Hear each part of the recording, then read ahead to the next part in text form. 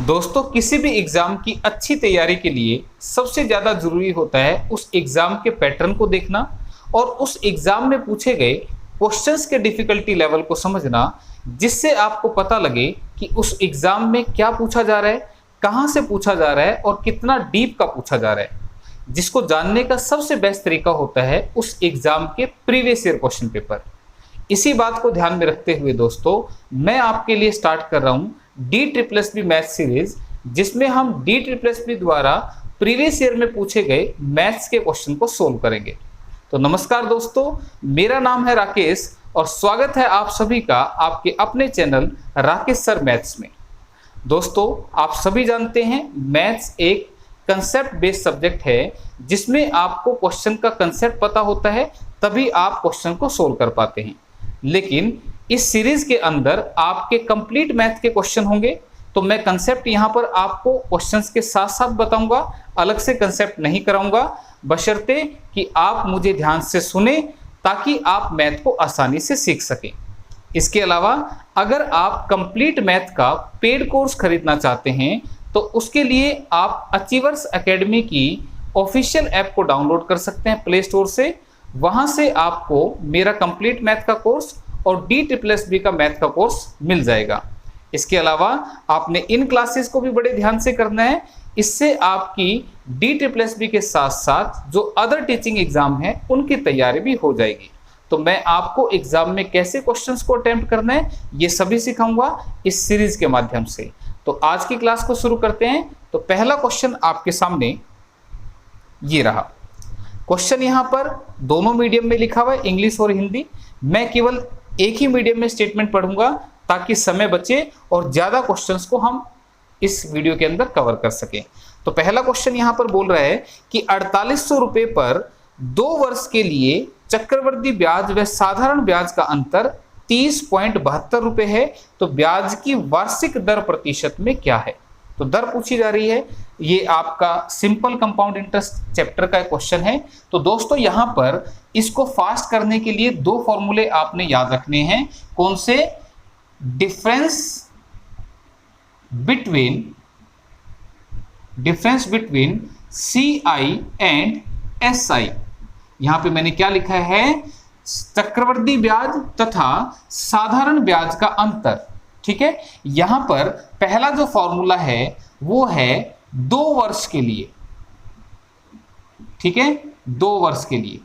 तो अंतर यानी कि डिफरेंस मैं इंग्लिश में भी लिख दूंगा। अंतर जो होता है वो होता है मूलधन इनटू में दर का स्क्वायर अपॉन में 100 का स्क्वायर, यानी कि difference is equal to P into R square.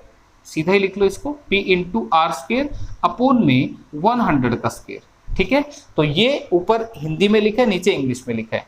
मूलधन यानी कि प्रिंसिपल, जो पैसा उधार लेते हैं उसको मूलधन बोलते हैं। दर यानी कि रेट, 1 साल में 100 रुपए पर मिलने वाला ब्याज ही दर होता है। क्लियर है यहां तक बात? तो डिफरेंस का फॉर्मूला ये आपने याद रखना है। इसी के साथ साथ यही फॉर्मूला 3 वर्ष के लिए, अगर आपके क्वेश्चन में 3 वर्ष का डिफरेंस आ जाए तो फिर आप फॉर्मूला ये लगाएंगे। ये 2 वर्ष के लिए, ये 3 वर्ष के लिए। यहां पे मैं सीधा लिख रहा हूं difference equal to PR square into 300 plus R upon में 100 का क्यूब। तो ये आपने ध्यान रखना है। अब इसका इस्तेमाल हम यहां पर कैसे करेंगे उसको देखिए। क्वेश्चन में 4800 रुपए जो है वो प्रिंसिपल है, समय जो है वो 2 वर्ष के लिए चक्रवृद्धि ब्याज पर दिया था। चक्रवृद्धि ब्याज व साधारण ब्याज का अंतर दिया हुआ है, आपसे ब्याज की दर पूछी जा रही है। तो क्वेश्चन 2 साल का है।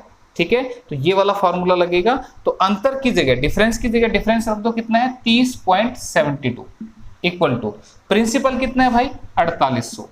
रेट कितना है मालूम नहीं, बटे में क्या लिखोगे? 100 का स्क्वायर विच इज 100 इंटू में 100। क्लियर है? अब यहां से 2 जीरो से 2 जीरो कटेगी, ध्यान दो, इसका पॉइंट हटाएंगे तो नीचे क्या आएगा? 100 आएगा। क्लियर है? अब याद रखना, कैलकुलेशन में अगर बराबर आ जाए तो आप ऊपर से ऊपर वालों को काट सकते हो और नीचे से नीचे वालों को काट सकते हैं। तो मैंने 100 तो इससे काट लिया था और 100 मैं इससे काट रहा हूं। ठीक है, अब मैं इसको काटूंगा, ऊपर से ऊपर वालों को काटूंगा। ये नहीं कि अब मैं इसको ऐसे लिखूंगा बार बार, इसके बटे में 48 बराबर है आर स्क्वायर। ऐसे नहीं करूंगा, मैं सीधा यहां से काटूंगा। 4 एकम 4, 4 दूनी 8, 4 सत्ते 28, 4 छिके 24, 4 अट्ठे 32, फिर 12 से काटा, 12 छिके 72, 12 चौके 48। तो यहां से काटने के बाद आर स्क्वायर किसके बराबर आ रहा है? 64 के बराबर।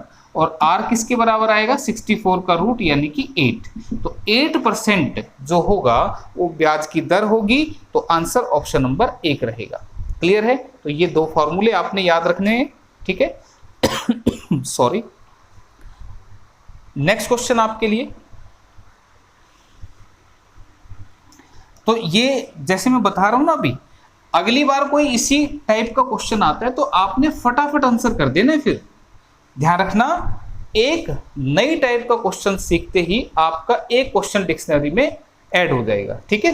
तो अब ज्यादा से ज्यादा क्वेश्चन सीखने आपने। तो क्वेश्चन है नेक्स्ट, एक परीक्षा में 400 विद्यार्थियों में से 75% भौतिक विज्ञान जिसे आप फिजिक्स बोलते हैं उसमें पास हुए, 65% गणित यानी कि मैथ में पास होते हैं।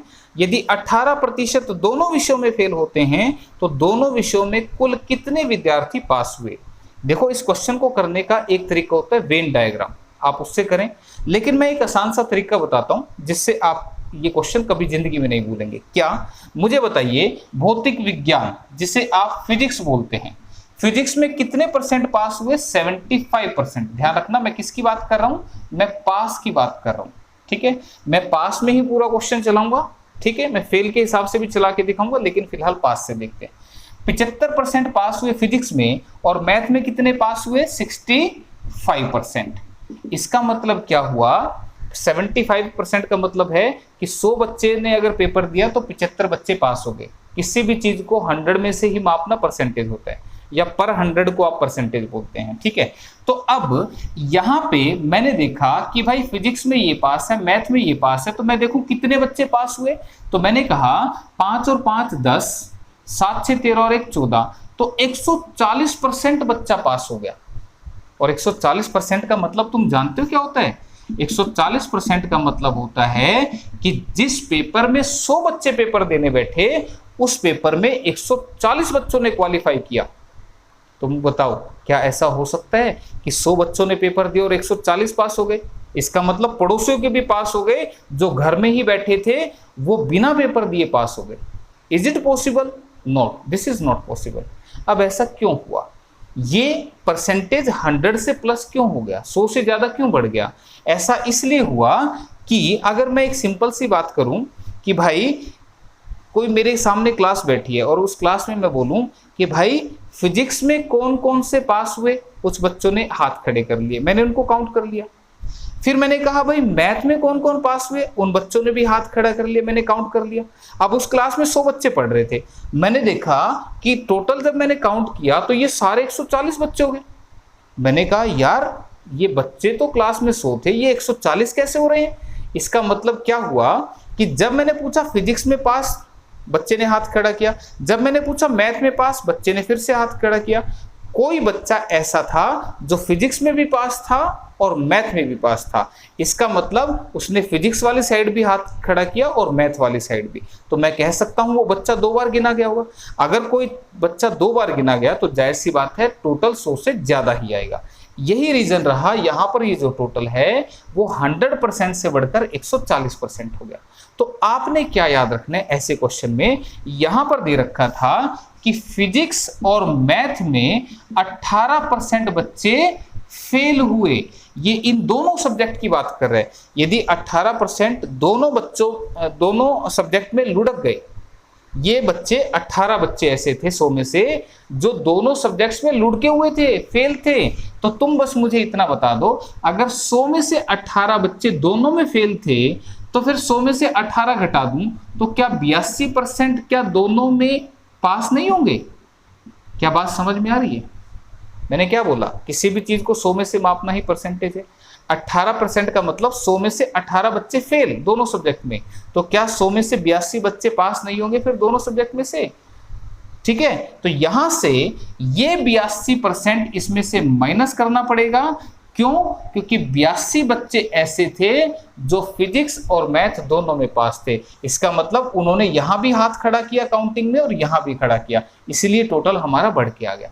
तो अब आप इसको माइनस कर दें तो 10 में से 2 गए 8, 13 में से 8 गए 5, तो 58%। और ध्यान रखना क्वेश्चन पास में चल रहा है, तो ये वो बच्चे हैं जो पास हैं। किसमें? या तो वो फिजिक्स में पास हैं, या वो मैथ में पास हैं, या वो दोनों सब्जेक्ट में पास हैं, पर वो पास है। ठीक है, तो 58%। अब उसने क्या कहा, दोनों विषयों में कुल कितने विद्यार्थी पास हैं? तो हमने कहा 58%, लेकिन किसका? इस 400 का 58%, क्योंकि टोटल स्टूडेंट तो 400 थे, तो 400 का 58% अगर आप निकालते हो तो ये कितना आएगा? 40 पंजे 200 और 4 अठे 32, तो 232 ये हमारा बनेगा। तो आंसर 232 ऑप्शन नंबर 1 में लिखा हुआ है। आसान था, क्लियर? इसी क्वेश्चन को आप फेल में भी चला सकते हैं। ध्यान रखना फेल में भी इसी तरीके से चलेगा। कैसे चलेगा मैं थोड़ा सा यहाँ लिख देता हूँ। कोई बच्चा अगर फेल से चलाना चाहे तो ध्यान दो, अब की बार बात फेल की हो रही है। तुम मुझे बताओ, मैं इसमें फिजिक्स में 75% बच्चे फिजिक्स में पास थे, इसका मतलब 100 में से 75 पास थे, तो फिर 25% तो फेल थे। बात समझ में? मैथ में 65% विद्यार्थी क्या थे? पास थे, तो फिर 35% विद्यार्थी तो फेल थे। क्या बात समझ में? ये टोटल कितने फेल हुए? 5 और 5 10, 3 2 5 और 1 6, ये टोटल 60% फेल हुए। क्लियर है? लेकिन इस 60% में कुछ विद्यार्थी ऐसे थे जो फिजिक्स में भी फेल थे और मैथ में भी फेल थे, और ऐसे कितने विद्यार्थी थे? 18%। इसका मतलब इन बच्चों की काउंटिंग फिजिक्स वाले में भी हुई और मैथ वाले में भी हुई। ठीक है, क्यों? क्योंकि बेचारे दोनों जगह फेल थे, तो इनको हमने क्या किया था? माइनस किया था। देखो यहां पे भी तो ऐसा ही किया था, ये जो दोनों में पास थे इनको माइनस किया था। ठीक है, तो इसी तरह से यहां पे करेंगे तो 10 में से 8 गए 2 और 5 में से गए 4, तो 42% वो विद्यार्थी हैं जो फेल हैं, चाहे वो फिजिक्स में फेल हो, चाहे वो मैथ में फेल हो, चाहे वो दोनों विषयों में फेल हो। क्लियर है? तो 42% बच्चे अगर फेल थे तो फिर पास कितने होंगे? तुम कहोगे 100 में से 42 फेल थे तो 58 तो पास थे, तो 58% फिर आपको 100 में से माइनस करके मिलेगा, तो फिर 58% जो है वो पास है, तो 400 का 58% ही आपने निकालना था। और अगर फेल वाले पूछता तो फिर आप 400 का 42% निकाल देना। क्लियर है? तो इस तरीके से इस क्वेश्चन को करते हैं, किसी वेन डायग्राम की यहाँ जरूरत नहीं पड़ी, तो इस तरीके से आप कर लेना। ठीक है, तो इसी के साथ नेक्स्ट क्वेश्चन आपका अगेन ट्रिक बेस्ड क्वेश्चन है। कैसे करना है ध्यान से समझना, क्वेश्चनों को पहचानो। क्वेश्चन क्या है कि अ ट्रेन विदाउट स्टॉपेज, इंग्लिश में पढ़ दिया भाई, चलो पढ़ देते हैं। Travels eight an average speed of 80 kilometre per hour and with stoppage it travels eight 68 kilometre per hour. How many minutes does the train stop on an average per hour? क्या कह रहा है मैं हिंदी में समझाता हूँ। उसने कहा कि एक रेल है, अगर वो बिना रुके जाती है, जैसे एक्सप्रेस ट्रेन होती है ना, तो वो छोटे स्टेशन पे नहीं रुकती, तो अगर वो बिना रुके जाती है तो उसकी एवरेज स्पीड आती है 80 किलोमीटर पर आवर, और अगर वो हर स्टॉप पे रुकती हुई चलती है तो फिर उसकी एवरेज स्पीड आती है 68 किलोमीटर पर आवर। क्लियर है? बिना रुके तो जल्दी जाएगी तो एवरेज स्पीड ज्यादा आएगी, और रुक रुक के जाएगी तो एवरेज स्पीड कम हो जाएगी। तो उसने कहा कि वो औसतन प्रति घंटा कितने मिनट के लिए रुकी थी, ये आपसे पूछ रहा है। तो ध्यान रखना, अगर क्वेश्चन आपका ऐसे आ जाए तो आप सीधी ही ट्रिक लगा देना। क्या? दोनों चालों का प्रोडक्ट, डिफरेंस, दोनों चालों का, दो चाल कौन कौन सी हैं? एक बिना रुके और एक रुकने वाली, तो दोनों का आपने डिफरेंस लेना है। बटे में आपने लेनी है बिना रुकने वाली चाल। ठीक है, और पर आर कितने मिनट के लिए रुकी है, इसके लिए आप 60 से कर दे मल्टीप्लाई, बस इतना सा करना है। ऐसा क्वेश्चन एग्जाम में दिख जाए कहीं पे, आप सीधा ये करके आना। तो अब इसमें से इसको माइनस करूंगा तो 12 आएगा, बटे में 80 और गुणा में 60, इससे कटाइए 2 तिया 6, 2 चौके 8 और 4 से कटाइए 3 पे, और 3 तिया 9। इसका मतलब वो ट्रेन 9 मिनट प्रति घंटे के लिए रुकी थी, इसीलिए उसकी एवरेज स्पीड 68 की आई। ठीक है, बात समझ में?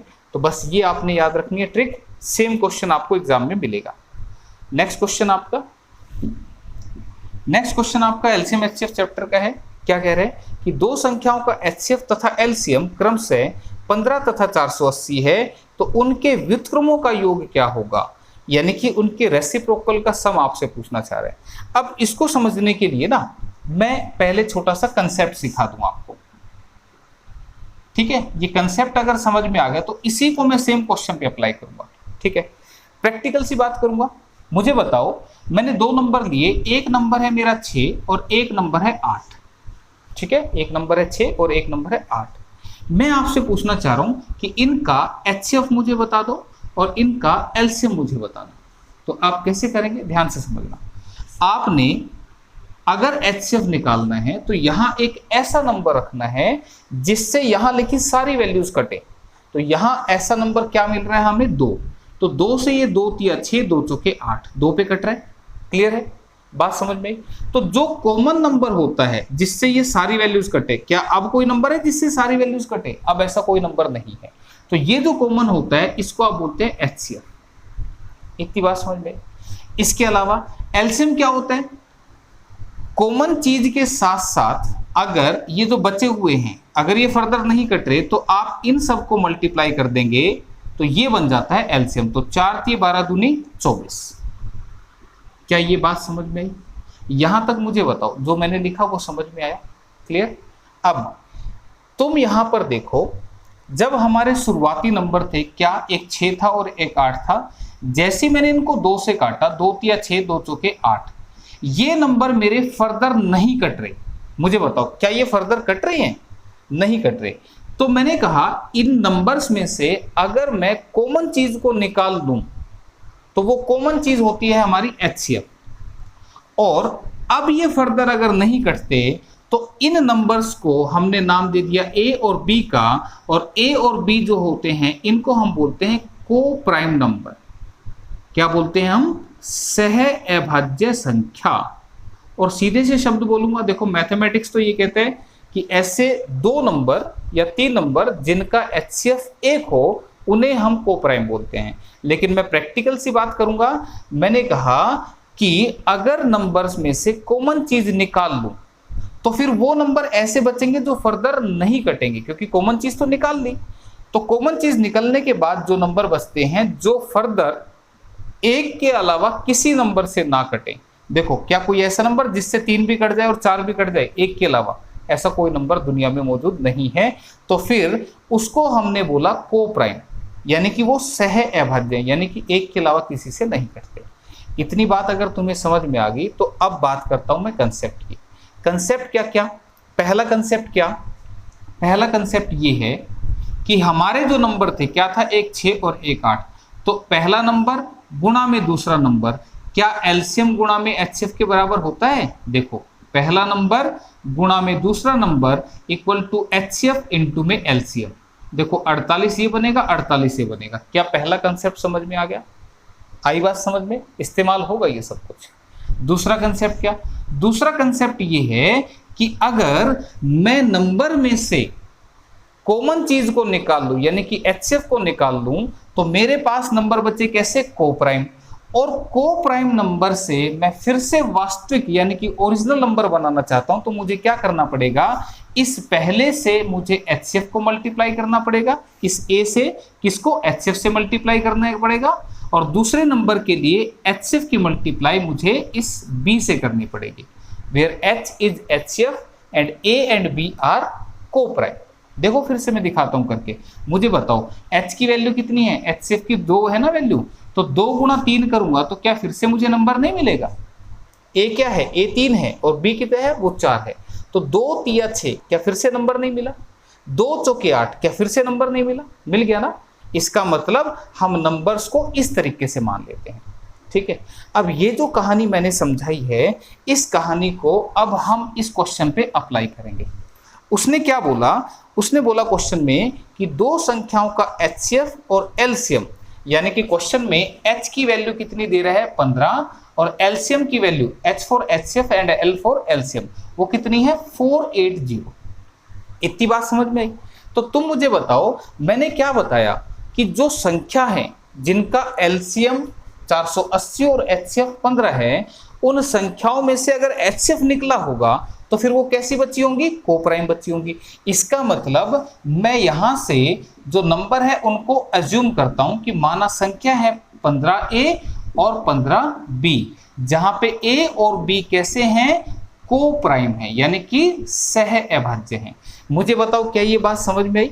देखो मैंने अभी बताया था ये क्या है, ये हमारी संख्या है, यानी कि ये हमारे नंबर हैं। और नंबर कैसे बने थे, जब HCF की गुणा A से और HCF की गुणा B से हो जाए, ऐसे ही होगा ना। तो HCF अगर बाहर पहले से ही दिख रहा है मुझे, तो मैंने नंबर माना 15A और दूसरा मैंने माना 15B। क्लियर है, ये मैंने नंबर मान लिए।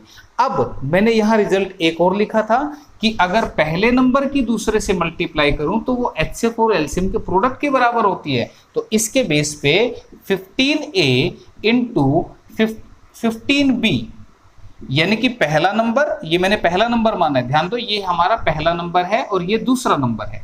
तो पहला नंबर गुना दूसरा number equal to HCF into में LCM।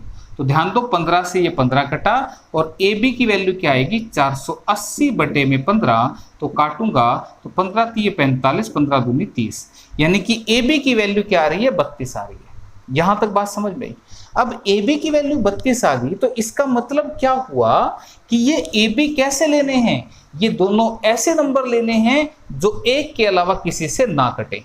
ठीक है, तो मैंने कहा कि AB की वैल्यू, क्यों ना A को मैं 1 बोल दूं और B को मैं 32 बोल दूं, क्यों भाई, 1 और 32, 1 और 32 AB, यानी कि 1 गुणा 32 32 ही आएगा। अब एक बच्चे के मन में आया, बोला सर जी 2 और 16 भी तो 32 बनते हैं, पर ध्यान दो 2 और 16 कोप्राइम नहीं है। क्यों, क्योंकि 2 एकम 2, 2 अट्ठे 16, ये कट जाता है। इसके बाद दोस्तों 4 गुणा 8 भी कोप्राइम नहीं है। क्यों, 4 और 8 दोनों 4 से कट रहे हैं। तो आपने केवल ऐसे दो नंबर लेने हैं जो एक के अलावा किसी से ना कटे। तो ऐसे दो नंबर, एक तो 1 हो गया और एक 32 हो गया। क्लियर है, और इनका प्रोडक्ट 32 बन रहा है। ठीक है, तो प्रोडक्ट करके ही चेक कर रहा था मैं यहाँ पे। तो A की वैल्यू मुझे मिली 1 और B की वैल्यू मिली 32। तो अगर ये मिल गया तो हमारे जो नंबर्स हैं वो अब क्या बन गए, ध्यान दो नंबर क्या बन गए, यहां लिख रहा हूं। पहला नंबर क्या बन गया, A की वैल्यू 1 है, तो पहला नंबर बन गया 15 गुणा 1 यानी कि 15। दूसरा नंबर क्या बन गया, 15 गुणा B की वैल्यू 32 है, तो 15 गुणा 32, तो 15 दूनी 30, 15 3 45 और 3 48, तो 480 हमारा दूसरा नंबर बन गया।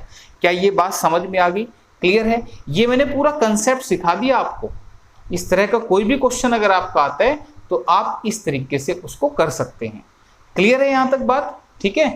तो यहां से अब उसने क्या बोला कि संख्या जो थी वो हमने निकाल ली। पहली बात तो उसने बोला कि संख्या के व्युत्क्रम यानी कि रेसिप्रोकल का सम क्या होगा। तो आपसे पूछना चाह रहा है अब वो कि 1/15 प्लस 1/480 किसके बराबर होगा। तो अब ये तो आप कर ही सकते हो। तो आपने एलसीएम लिया, कितना आ रहा है 480, 15 से काटा तो 32 पे कटेगा, 480 से काटा तो 1 पे कटेगा, और 32 और 1 बन गया 33, 33 बटे में 480, ये फर्दर कट रहा है 3 एकम 3, 3 एकम 3, 3 से कटा 160 पे। ठीक है, तो 11 बटे 160, 11 बटे 160 जो है वो इस क्वेश्चन का आंसर बन रहा है, और ऐसा ऑप्शन नंबर 1 में लिखा हुआ है। क्या बात समझ में आ गई। तो ये कंसेप्ट था जो मैंने आपको सिखाया, तो इसे आपने ध्यान रखना है। नेक्स्ट क्वेश्चन आपके सामने ये रहा। अगला क्वेश्चन आपका जो है वो बोट एंड स्ट्रीम चैप्टर का है, नाव एवं धारा।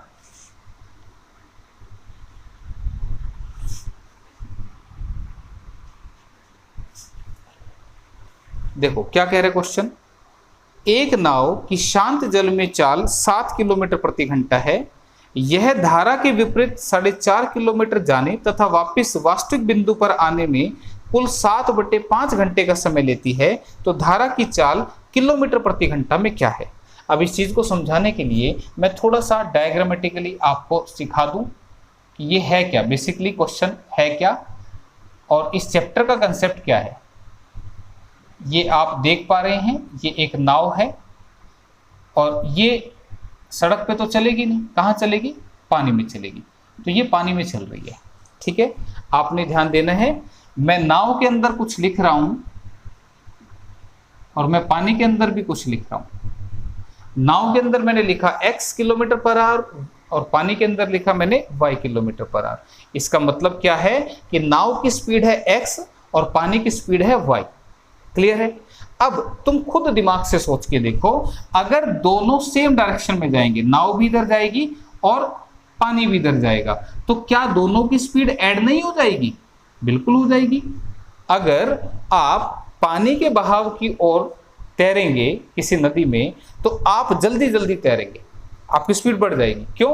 क्योंकि आपकी स्पीड और पानी की स्पीड दोनों प्लस हो जाएंगे। क्लियर है यहां तक? अब इसी बात के बारे में फिर से बात करते हैं। अगर पानी की स्पीड है इधर, यानी कि पानी इधर बह रहा है, इसमें इधर भी बह रहा था ना इसमें, लेकिन नाव अब उधर नहीं जा रही, नाव इधर जा रही है। इसका मतलब अगर पानी इधर बह रहा है और नाव इधर आ रही है, तो उस सिचुएशन में दोनों स्पीड क्या होंगी? माइनस। तो बस इस बात को ध्यान रखना, अगर नाव और पानी एक ही डायरेक्शन में जा रही हैं तो वो प्लस होती हैं, और अगर वो अपोजिट डायरेक्शन में जा रही है तो स्पीड माइनस होती है इन दोनों की। क्लियर? अब चलो यहाँ पे उसने बोला एक नाव की शांत जल में चाल। ध्यान से देखो, शांत जल का मतलब पानी रुका हुआ है और नाव चल रही है, तो वो 7 किलोमीटर प्रति घंटा है। तो इसका मतलब क्वेश्चन में x आपको 7 दे रखा है। बात समझ में आई? क्योंकि मैंने बोला था नाव की स्पीड है ये। फिर बोला कि यह धारा के विपरीत, इसका मतलब वो इस डायरेक्शन में गई 4.5 किलोमीटर और फिर वापस इसी डायरेक्शन में, तो वापस आएगी तो फिर स्पीड ऐसी होगी। वापस आई और कुल टाइम लगा उसको 7/5 घंटे का। ठीक है, तो धारा की चाल आपसे पूछ रहा है, तो आप मुझे बताइए समय क्या होता है? समय होता है दूरी बटे में चाल। ये फार्मूला आप याद रखेंगे। इस चैप्टर में जो फार्मूला बनता है, दूरी बराबर है चाल गुना में समय, ये फार्मूला बनता है। इसी बात को आप कह सकते हैं कि distance equal to speed into में टाइम। क्लियर? तो यहां से अगर मैं समय की बात करूं तो समय क्या होगा? ये चाल गुना से इधर बटे में आ जाएगी, तो दूरी बटे चाल बनेगी।